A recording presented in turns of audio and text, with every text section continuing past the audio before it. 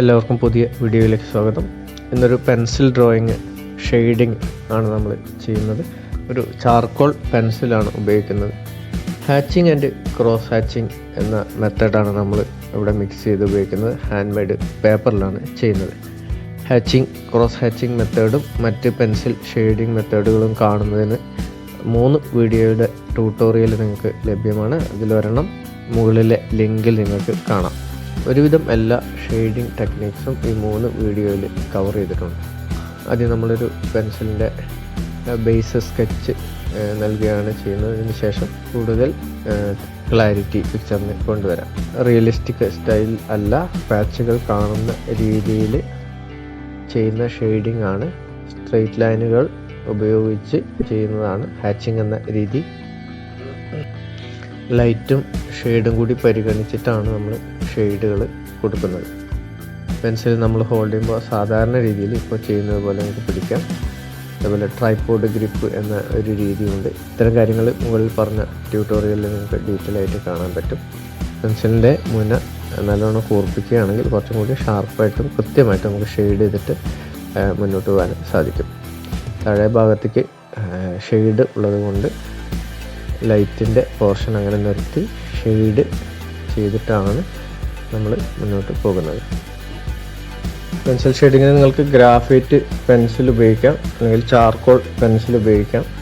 Charcoal സ്റ്റിക്കുകൾ ഉപയോഗിച്ചിട്ടും shade ചെയ്യാൻ സാധിക്കും. ഇത് ചാർക്കോൾ പെൻസിലാണ്, കാംലിൻ്റെ തന്നെ ചാർക്കോൾ പെൻസിലാണ് ഇവിടെ ഉപയോഗിക്കുന്നത്. പെൻസിൽ ഡ്രോയിങ്ങിൽ സ്കെച്ച് വളരെ ഇമ്പോർട്ടൻ്റ് ആണ്. സ്കെച്ചിൻ്റെ ഫിനിഷിങ് വളരെ ഇമ്പോർട്ടൻ്റ് ആണ്.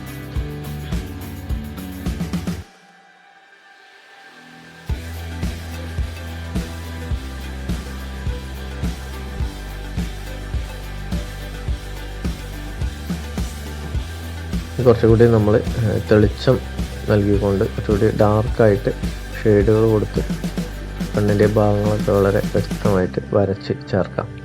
ഹാച്ചിങ് രീതി ആയതുകൊണ്ടാണ് ഈ സ്ട്രെയിറ്റ് ലൈൻസ് നമ്മൾ അങ്ങനെ തന്നെ നിലനിർത്തുന്നത്.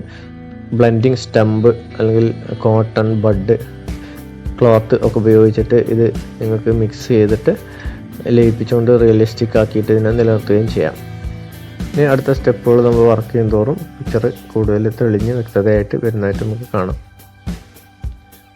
വളരെ സിമ്പിളായിട്ടുള്ള സ്ട്രെയിറ്റ് ലൈൻ കൊണ്ടുള്ള ഷെയ്ഡുകളാണ് നമ്മൾ ചെയ്യുന്നത്.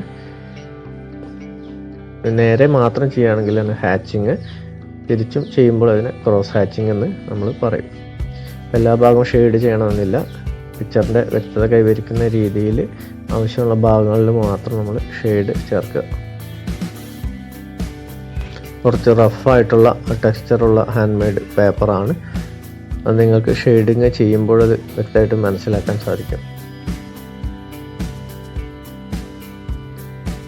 ഏതെങ്കിലും ഭാഗങ്ങൾ നമുക്ക് റിമൂവ് ചെയ്യേണ്ടതുണ്ടെങ്കിൽ അത് റബ്ബർ അല്ലെങ്കിൽ റസർ ഉപയോഗിച്ചിട്ട് റിമൂവ് ചെയ്യാം. വളരെ എളുപ്പത്തിൽ അവിടുത്തെ ലൈറ്റ് ഏരിയ നമുക്ക് കൊണ്ടുവരാൻ സാധിക്കും.